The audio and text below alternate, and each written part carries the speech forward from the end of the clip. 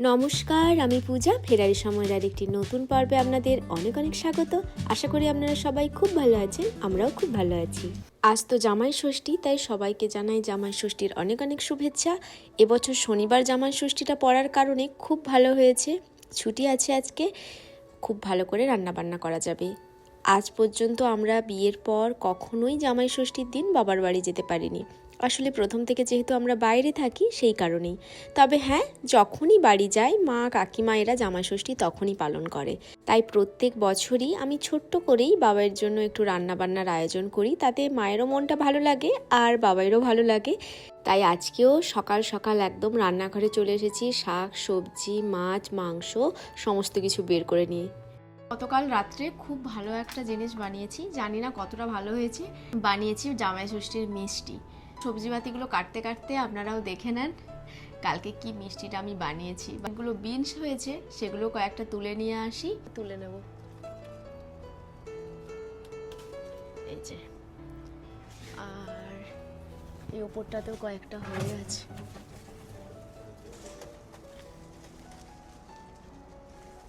নিজের বাগান থেকে এরকম সবজিপাতি তুলে রান্না করার আনন্দটাই আলাদা।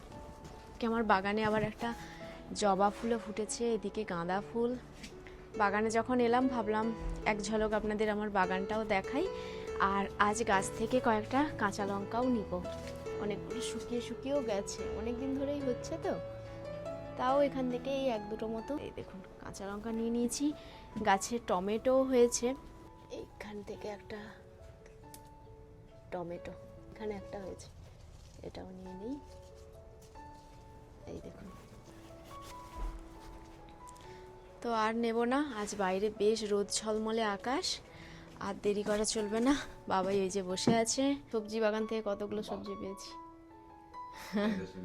চলুন রান্নাঘরে আবার যাই। যে ঝুড়ি, এই দেখুন কতগুলো গাছে টমেটো হয়েছিল সেগুলো। তো আর কথা বাড়িয়ে লাভ নেই, চলুন ঝটপট করে এগুলো কেটে নিই। গতকাল কাজ থেকে ফেরার পর হঠাৎ করে মনে হলো জামাই ষষ্ঠী তো কাল পালন করব, কিন্তু মিষ্টিটাই তো বানানো হয়নি। আর আমার বাড়ি থেকে মিষ্টির দোকান তো অনেকটাই দূরে, আর এখানে যেরকম মিষ্টি পাওয়া যায় একটুও ভালো লাগে না খেতে। যতবারই কিনেছি ততবারই ঠকেছি। তাই সঙ্গে সঙ্গেই ওয়ালমার্টে অর্ডার দিয়ে দিয়েছিলাম, বাড়িতে এক্ষুনি দিয়ে গেছে। এটা আমি হোল মিল্ক নিয়েছি, ছানা কাটাবো তো সেই জন্যই। তো এই মিষ্টিটা আমি কখনোই বানাইনি, প্রথমবার বানাচ্ছি। বাবাইয়ের ভীষণই পছন্দের একটা মিষ্টি। তো যাই হোক, একটুখানি দুধ রেখে দিলাম কালকে রান্না বান্না করার জন্য। পাতিলেবুও অর্ডার দিয়েছিলাম। আজকে ছানাটা ভাবছি পাতিলেবুর রস আর ভিনেগার দিয়ে কাটাবো। তবে দেখুন এমন লেবুর একটুও রস বেরোচ্ছে না, একদম অল্প, তাই একটু বেশি করেই ভিনেগার দিয়ে দিচ্ছি। আর তার মধ্যে যতটা লেবুর আর ভিনেগারের রস ততটাই আমি জল মিশিয়েছি। এদিকে দুধটা ফুটতে থাকুক। আপনারা তো জানেন কয়েকদিন আগে আমরা নিউ অরল্যান্ডস থেকে ঘুরে এলাম, আর কাজের ব্যস্ততার জন্য সেই ভ্লগগুলোও দেওয়া হচ্ছে না। ধীরে ধীরে সমস্ত কিছু আপনাদের সাথে শেয়ার করব। আমি আর বাবাই কোথাও ঘুরতে গেলে সেই জায়গার বা সেই দেশের ম্যাগনেট নিয়ে আসি। আমাদের খুবই শখ যে ম্যাগনেট কালেক্ট করা। তো বাবাই যখন আয়ারল্যান্ড গেছিলো এটা নিয়ে এসেছিলো। এবারে আমি নিউ অরল্যান্ডস থেকে ওই যে সি ফুডের প্ল্যাটারটা ওটা নিয়ে এসেছি। আর গত বছর যখন শিকাগো গেছিলাম তখন শিকাগো থেকে এটা নিয়ে এসেছি, বাড়ির জন্যও নিয়ে এসেছি। কিন্তু গতবারে তো আমরা আর বাড়ি যাইনি, তো সেটার জন্য আর দেওয়া হয়নি, সব রেখেছি, যখন বাড়ি যাব সেগুলো নিয়ে যাব। এই দেখুন দুধটাও ভালো করে জাল দেওয়া হয়ে গেছে। এবারে ধীরে ধীরে এই ভিনেগার আর লেবুর রসটা দিয়ে ছানাটা কাটাবো। খুব ভালো ছানাটা কেটেছে জানেন। দাঁড়ান ওভেনটা বন্ধ করে দিই।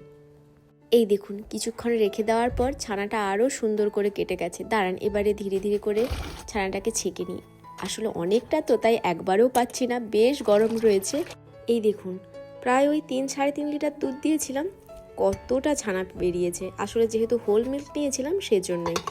একটা বড় গামলা নিয়ে নিয়েছি, কারণ এটা তো ভালো করে মাখাতে হবে। এর মধ্যে দিয়ে দিলাম 2 টেবিল স্পুন মতো সুজি, আর স্বাদ অনুযায়ী চিনিটাও দেবো। আমরা যেহেতু একটু কম চিনি খাই তাই একটু কম চিনিই দিলাম। আর সকালবেলা কাজে যাওয়ার আগে এই ঘিটা বানিয়ে গেছিলাম, এত ভালো হয়েছে ঘিটা, ভীষণ সুগন্ধ। আর দিলাম অনেকটা এলাচের গুঁড়ো। দাঁড়ান এবারে স্প্যাচুলোটাকে দিয়ে ভালো করে মাখিয়ে নিই। এই দেখুন বেশ সুন্দর মাখানো হয়ে গেছে। এই ছানা কাটানো জলটা আমি রেখে দিয়েছিলাম যদি প্রয়োজন হয় কাজে লাগানোর জন্য, তো দেখলাম হ্যাঁ একটু টাইট হয়েছে। তো এই দেখুন একটুখানি রেস্টে থাকুক, যেহেতু সুজি দেওয়া রয়েছে। আধ ঘন্টা পরেই দেখুন সুজিটাও একদম সুন্দর করে নরম হয়ে গেছে। এবারে এটা বেক করার জন্য একদম তৈরি। এটার মধ্যে এবারে দিয়ে দেবো একটুখানি বেকিং পাউডার, যাতে আরও সুন্দর হয়ে ফ্লাফি হয় ব্যাপারটা। তো আমার কাছে কেক বানানোর এটা ছিল, আমার কাছে বাটার পেপারও রয়েছে, তাও ভাবলাম যে নিচে আরেকটু ঘি লাগিয়ে দিই, আর বাটার পেপারের ওপরেও আরেকটুখানি ঘি লাগিয়ে দেবো। দাঁড়ান, এবার ছানাটা এর মধ্যে সুন্দর করে সেট করে নিই বেক করার জন্য। 350 ডিগ্রি ফারেনহাইটে আমি ওভেনটা প্রিহিট করে নিয়েছিলাম। এবারে 350 ডিগ্রি ফারেনহাইটেই আমি 50 মিনিট মতো বেক করে নেব। এই দেখুন কমপ্লিট, কিন্তু ঘড়িতে এখন বাজে রাত্রি 12টা। দেখি দাঁড়ান কেমন হয়েছে। এখানে রাখো। ওয়াও, একটু ওপর থেকে আর একটু ঘি ব্রাশ করার মতন। হ্যাঁ, না, যাতে আরো কালারটা ভালো আসে ব্রয়েল করে নিচ্ছি। আচ্ছা, এই দেখো ঠিক আছে, তোলো। আমাদের ছানা পোড়া মনে হয়েছে, বলো? পোড়া পোড়া গন্ধ উঠছে, কারণ রেসিপিটার নাম ছানা পোড়া। একটু ঠান্ডা হতে দিল না, দেখো কেটে দিল।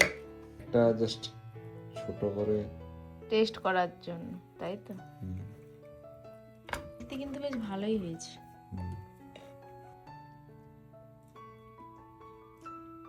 রাত 12টায় মিষ্টি খাচ্ছে বহুদিন পর। যাই হোক, চলো খাও। দোকান থেকে একদম গরম গরম রসগোল্লা। রসগোল্লার মধ্যে লাগবে। ঠিক আছে, খাও। প্রথমবারই মিষ্টিটা বানালাম, কিন্তু বেশ ভালো হয়েছে। এবার মাঝে মধ্যে বাড়িতে বানানো যেতে পারে। এই যে আলু কাটাও কমপ্লিট, এদিকে সবজি কাটাও কমপ্লিট। চলুন এবারে ময়দাটা মাখিয়ে বাবাকে একটু লুচিটা বানিয়ে দিয়ে দিই, তারপর না হয় বাদ বাকিগুলো আবার করবো। এই যে ময়দা বের করে নিয়েছি, লবণ দিয়ে দিই। তো দাদাও চলে এসছে, বাবা এই যে নিচে যাচ্ছে, বাবা দাদাকে আনতে। সারপ্রাইজ আছে দাদা বলছে, হয়তো দাদা গাড়ি নিয়ে এসছে। কারণ দাদা হলো গাড়ি কিনবে বলছিল। তো দিদি তো এখন এখানে নেই, দিদি কাজের সূত্রে অন্য আরেক জায়গা আছে। তো এই রান্না বান্না হলে দিদিকে এত বেশি মিস করি। হয়ে গেছে মাখানো, চলুন ঝটপট করে তেলটা বসিয়ে লুচি কটা ভেজে নিই। তো প্রথমেই এইটা বসিয়ে দিই। এই কড়াটা কিনে খুব উপকার হয়েছে। আসলে এটা এত ভারী হয়, খুব পুরোটা হিট হতে পারে। আর আমার যে এই ছোট কড়াটা, এটা যেহেতু নিচটা একদম ছোট, এটা লুচি টুচি ভাজতে বা ভাজাভুজি করতে ভালো, কিন্তু এটা ঠিক একটা তাপ হয় না বলে এটাই ভালো হয় না। তো তাই জন্য এটাই একদম বেশি তেলে বসিয়ে দেবো, যাতে ঝটপট করে লুচিগুলো হয়ে যায়। আসো, সারপ্রাইজ নিচে আছে। সারপ্রাইজ নিচে আছে, বাহ, এটা তো দারুণ সারপ্রাইজ। কড়াই দিয়ে দিলাম বেশি করে তেল, তেলটা গরম হতে থাকুক, ততক্ষণে আমি কয়েকটা লুচি ভেজে নিই। আমার বাড়িতে মনে হয় 2-3 মাস পর আজ লুচি হলো। এই দেখুন এক ঝুড়ি লুচি ভেজে নিয়েছি। গতকাল যে ছানা পোড়াটা বানিয়েছিলাম সেটাও একটুখানি প্লেটের মধ্যে দিলাম। আর ভাজাভুজি কিচ্ছু করিনি, এগুলো দিয়েই এখন দিয়ে দেবো। দুজনে খাও, চামচ দেই তোমাদের। ঘুগনির রংটা কেমন হয়েছে বলো? জব্বর। চল আগে আমি দাদাকে দিয়ে দিই। এই যে ছানা পোড়া, ঘুগনি আর লুচি। ঘড়িতে এখন বাজে 11:15। আমার এখনো রান্না কিচ্ছু হয়নি। আমি তো দেখলাম শুধু সবজিগুলো কেটে রেখেছি। আমি কটায় রান্না করবো আমি নিজেও জানি না। খাও, তুমি খাও। বেশ। এই যে দু জামাই বসেছে। দারুণ ব্যাপার। দাদা খেয়ে বলো কেমন লাগছে। আমি আরো লুচি ভাজবো, কড়াই তেল গরম হচ্ছে। আর ছানা পোড়াটা কালকে রাত্রে 12টা অবধি ছানা পোড়া বানিয়েছি, একদম কম মিষ্টি।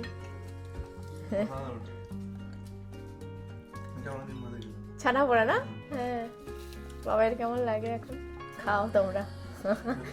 হ্যাঁ, আমিও বসবো। আমি আর কটা লুচি ভেজে দিই।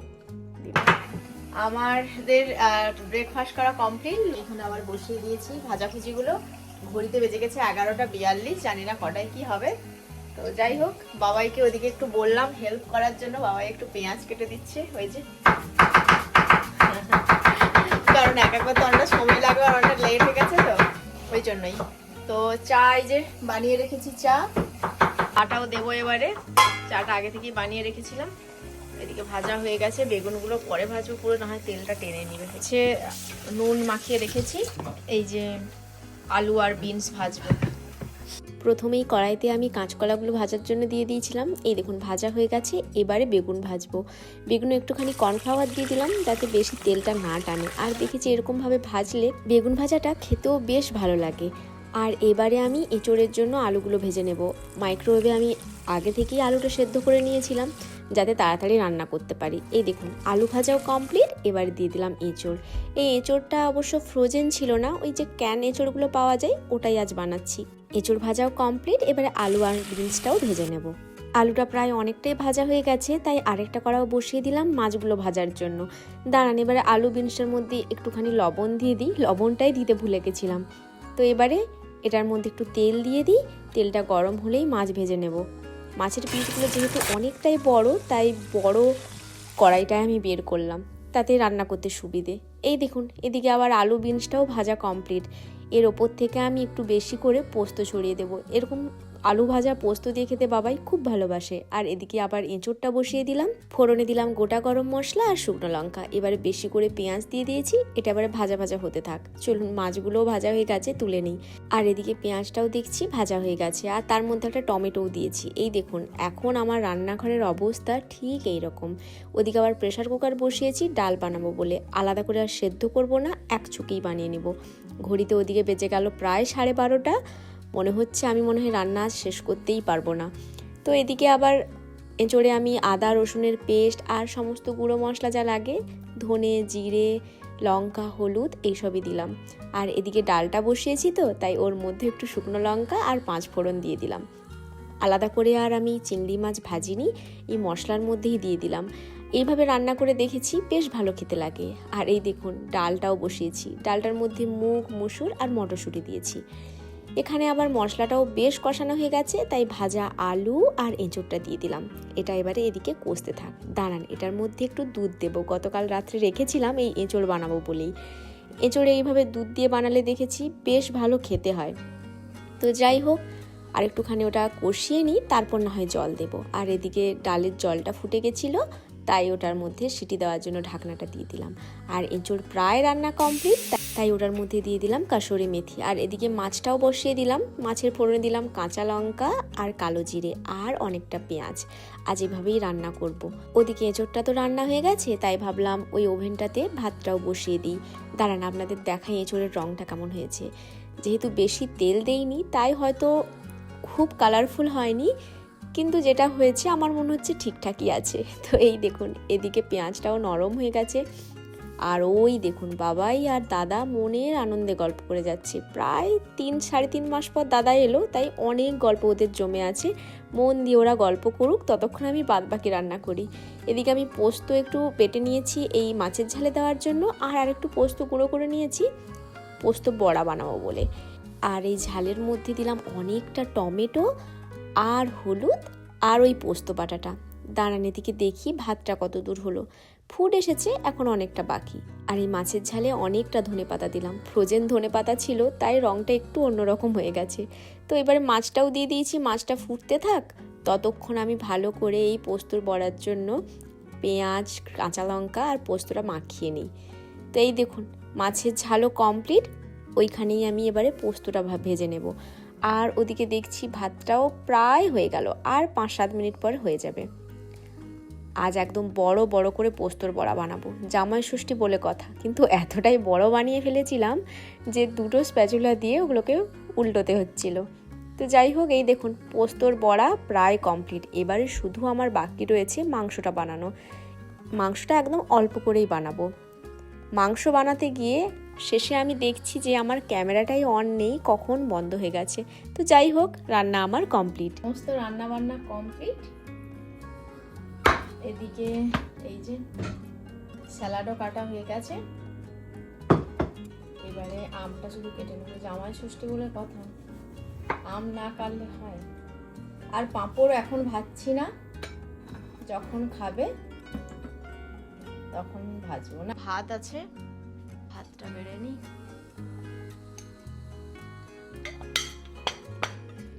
গেল ভাত, এবারে ভাজাভুজিগুলো দেবো।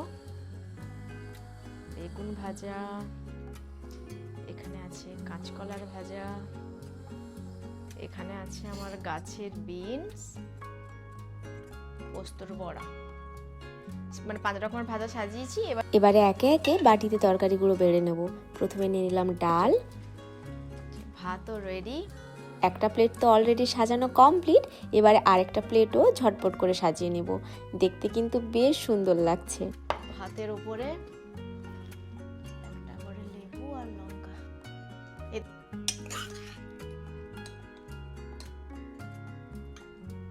এটা হলো এঁচোড়, এই যে চিংড়িগুলো, এটা ওই দই পোস্ত এইসব দিয়ে বানিয়েছি, জানি না কেমন হবে।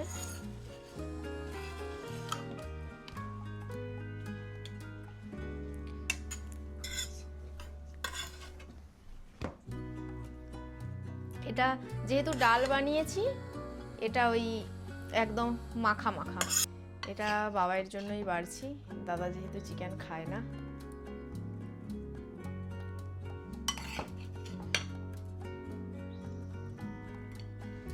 এই যে চিকেন কষা। তো এই যে জামাই ষষ্ঠীর থালি একদম রেডি দাদার জন্য আর বাবাইয়ের জন্য। তো চলুন এবার দিয়ে দিই। খুবই যৎ সামান্য আয়োজন, ডাল, এঁচোড় আর মাছ, সঙ্গে এখানে থাকলো আম আর মিষ্টি, আর এখানে স্যালাড।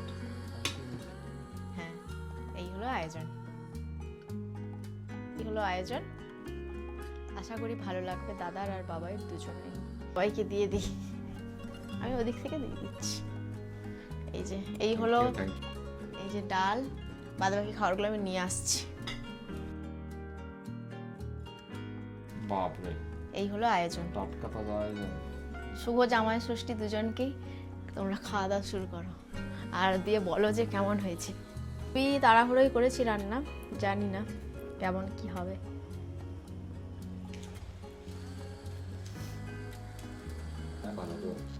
ভাজা তো ভাজার মতো স্বাদ হবেই।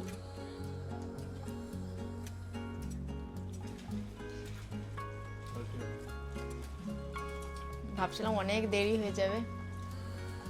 কেমন এঁচোড় চিংড়ি? একটা জুসি মিষ্টি ব্যাপার আছে, দুধ দেওয়া আছে, বোঝা যাচ্ছে যে কিছু একটা খুবই জুসি হয়েছে এগুলো। দেখছি মাছ, রুই পোস্ত, কাতলা ছিল না, রুই ছিল, তাই রুই বানিয়েছি।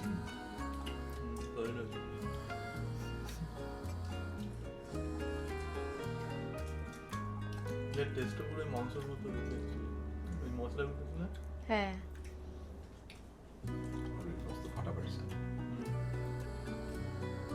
তো চলো তোমরা খাওয়া দাওয়া করো। খুবই ভালো। কেমন? দারুণ কষা, দারুণ কষা হয়েছে চিকেন, বেশ। তাহলে মানে মোটামুটি 198-99 মতো। ও বাবা, তো প্রচুর নাম্বার পরীক্ষায়। আর জামাই ষষ্ঠীর তুমি বলেছিলে যে আয়োজন করলে $1000 নয়, 1000 টাকা দিয়ে দাও। 1000 টাকা, ডলার বললে এক্ষুনি আবার জামাই খাওয়াই বন্ধ করে দিতে পারে। টাকা অবধি ঠিক আছে, ঠিক আছে। বাড়ি গেলে গোল্ডের কিছু একটা গিফট, ঠিক আছে? প্রমিস তো?